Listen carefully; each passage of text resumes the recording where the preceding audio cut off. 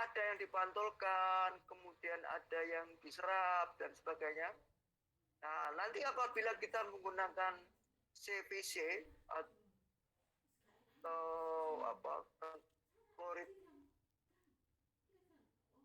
klorida karbon, jadi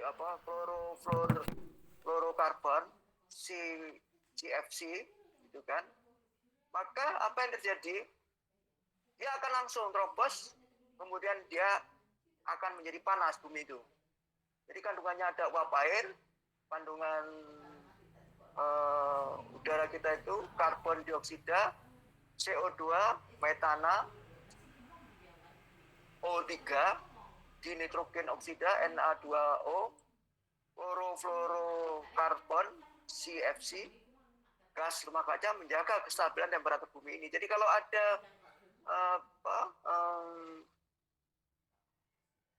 lapisan ozon, dia akan menahan seperti itu.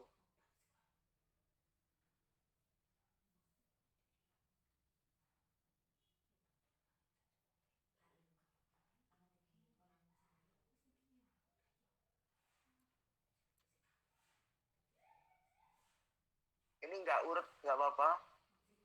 Jadi CFC, klorofluorokarbon itu, mengapa berlebih itu berbahaya? Jadi seperti menggunakan spray apakah obat nyamuk itu kalau kita beli Baygon apa-apalah, semprot itu menggunakan tekanan, menggunakan klorofluorokarbon. Nah sekarang ini banyak orang memakai itu, terutama industri itu banyak menggunakan kantor, menggunakan AC dan sebagainya. Nah kalau itu dipakai di udara, dia akan ngumpul kira-kira seperti itu. Ngumpul di lapisan ozon, O3 tadi, dia akan bersenyawa. Nah ini, jadi O3 ini ozon, jadi O3 gandeng dengan O3 menjadi 3O2. Nah, perubahan ozon menjadi molekul oksigen adalah sebagai berikut. Kalau jadi CFCCl, jadi karbon fluorochlorid 3 dengan ultraviolet, dia akan pecah. Jadi kloronya berpindah, kemudian O3-nya, kemudian O2, oksigen yang kita butuhkan, apabila ditambah sinar ultraviolet, dia maka menjadi 2O. O itu melayang di udara. Nah, kloro menjadi O2, kemudian maka ClO, O2. Nah, ini yang menjadikan panas. Jadi core itu menyebabkan panas lebih tinggi. Itu yang menyebabkan sehingga kalau O3, ozon di atas, ditambah CFCl dengan ultraviolet, maka dia akan selalu terus berkurang. Nah, kalau terus berkurang, maka udara kita akan semakin panas. Kira-kira. Nah, kalau yang melindungi berkurang, maka makin panas. Barang yang dingin, terutama kutub, yang dimana ada es, dia akan mencair. Nah, pada saat mencair, dia akan menjadi kemana-mana, menyebabkan permukaan air laut akan naik. Juga mempengaruhi kondisi ekologis tempat. Jadi di beberapa tempat di negara tersebut itu ada sekarang secara fisik saja kenaikan air laut itu sudah merubah ekosistem. Jadi dulunya daratan, sekarang jadi laut. Jadi kira-kira hampir 20 tahun. Ini terutama negara-negara mempunyai garis pantai yang panjang. Vietnam terutama, Vietnam itu dia sudah menghitung setiap tahunnya dia, air lautnya dia naik 2 cm. Jadi kalau 20 tahun lagi kira-kira ya 40 cm. Nah, dia khawatir sampai habis wilayahnya tersebut gara-gara kenaikan temperatur udara di dunia ini. Jadi tipis, panas, yang es jadi cair. Nah, apa dampak penipisan ozon itu? Satu, beberapa tumbuhan akan layu. Jadi ultraviolet langsung terobos. Ultraviolet kita butuhkan, tapi tidak langsung gitu kira-kira. Kalau kita coba cek di googling, penyakit katarak itu salah satunya adalah mata kita tidak tahan dengan perihnya ultraviolet. Nah, itu menyebabkan katarak. Jadi katarak itu sebetulnya ada lapisan semacam selaput gitu kan, yang terdiri dari lemak, tapi nutupi mata kita sehingga mata kita akan kabur. Nah, gejala-gejala ini akibat ultraviolet, jadi mata kita itu sebetulnya sangat riskan sekali. Kalau ada apa-apa, dia langsung merespon. Nah, kalau terlalu panas, dia merespon seperti itu. Jadi sebetulnya bukan barang yang sepele, tapi makin lama penyakit ini makin banyak. Kemudian menyebabkan penurunan imunitas. Jadi tingkat kekebalan tubuh itu semakin berkurang dengan adanya penipisan ozon itu.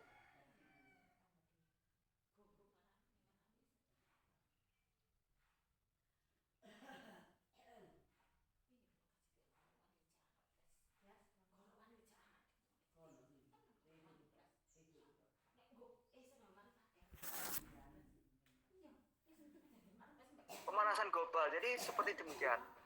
Jadi pada saat tadi sudah saya jelaskan bahwa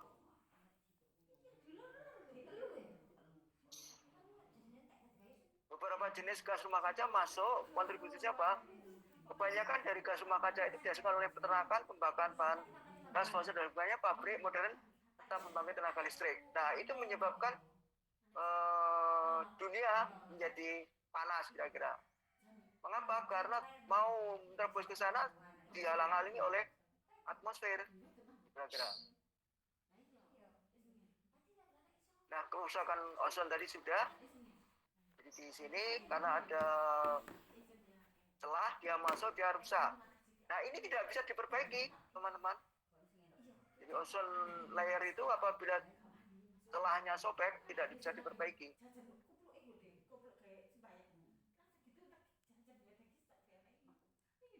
Yang berikutnya perubahan iklim itu karena fungsi hutan. Jadi kerusakan fungsi hutan. Apa yang terjadi? Fungsi hutan itu sebagai sumber oksigen, juga menahan panasnya bumi itu. Jadi kalau hutannya dihilangkan, maka panas akan terjadi. Jadi kalau kita perhatikan, ini daerah yang tidak ada hutannya, jadi kalau ada matahari, dia langsung kena panas. Jadi deforestasi, jadi penghilangan hutan, itu juga akan mengakibatkan pemanasan global. Jadi kota-kota sekarang kenapa kok semakin panas, gitu kan? Bahwa sebetulnya fungsi tanaman itu sudah diabaikan oleh kota. Jadi yang dipentingkan adalah bangunan. Jadi kalau kota itu banyak tumbuhan hijaunya, maka kota tersebut banyak menyuplai oksigen dan tidak menyebabkan panas. Oleh sebab itu, kalau Menteri KLHK itu mencoba mengembangkan namanya hutan kota. Hutan kota. Jadi kalau hutannya semakin berkurang, mempunyai efek pada perubahan iklim. Jadi saya contohkan kemungkinan penghijauan di Malang itu tidak lebih berhasil dibandingkan dengan Surabaya. Itu kira-kira. Tapi sekarang saya nggak tahu kelanjutannya ya. Oleh sebab itu, beberapa kota itu harus menyediakan perencanaan yang bagus. Nah, lahan kota yang masih bisa punya peluang untuk ditanami dijadikan hutan itu adalah lahan yang dimiliki oleh sekolahan, kampus, lembaga-lembaga pemerintah. Tapi kalau developer atau pengembang atau perumahan, ya tergantung pada perumahannya. Wong di tempat saya itu ada fasilitas publik, itu ternyata sebagian dijual sama developernya. Jadi tidak salah kalau UNESA juga berkontribusi membuat hutan kota. Jadi Bu Risma itu ya kalau tidak nengok UNER, ITS, dan UNESA, mereka itu yang punya lahan luas yang masih bisa diharapkan menjadi paru-paru kota, bahasanya seperti itu. Jadi sekali lagi perubahan iklim itu akibat dari perubahan penggunaan lahan hutan menjadi penggunaan lainnya.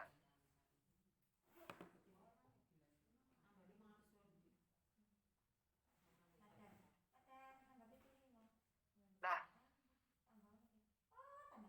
deforestasi atau perusakan hutan itu disebabkan oleh apa? Intinya ada dua, oleh alam dan manusia. Alam itu bisa disebabkan akibat gunung meletus atau mungkin terjadi longsor, maka hilang hutannya tersebut, atau manusia akibat hutannya ditebang atau pengembangan wilayah.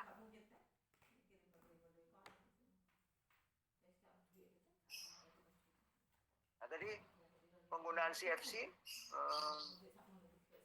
freon lah bahasa umumnya itu disebut freon. Jadi seperti AC, seperti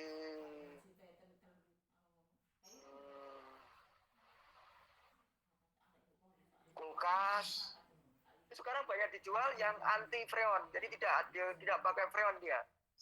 Jadi sekarang industri elektrik yang menggunakan CFC atau freon,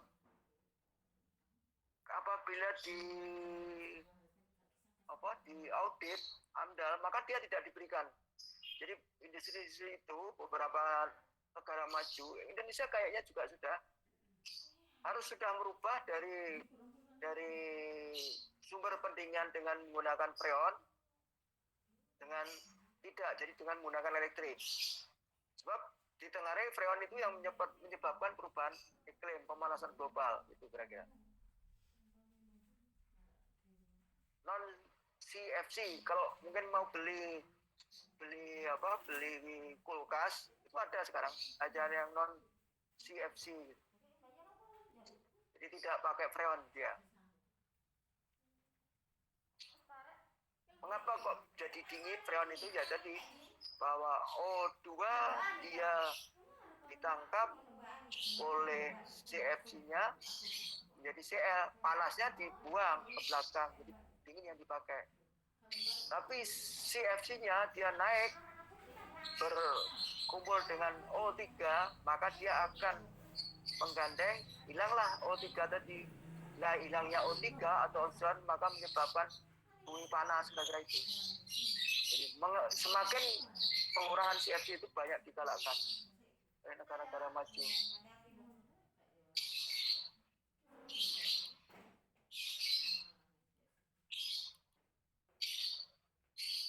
Nah ini penggunaan CFC itu pendingin ruangan, AC, media pendingin lemari es, bahan pelarut, bahan dorong proses pembuatan plastik. Sekarang mulai negara-negara maju itu mulai melarang menggunakan CFC itu. Jadi diganti dengan elektronik lain, katode elektronik lain.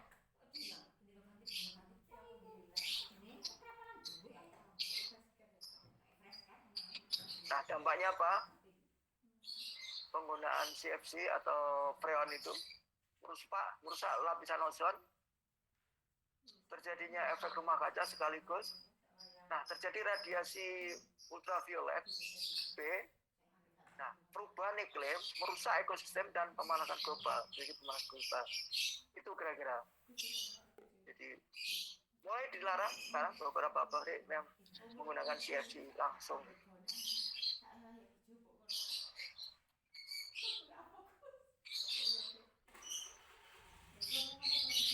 Ini saya ngambil kasus di internet akibat bahan gas CFC.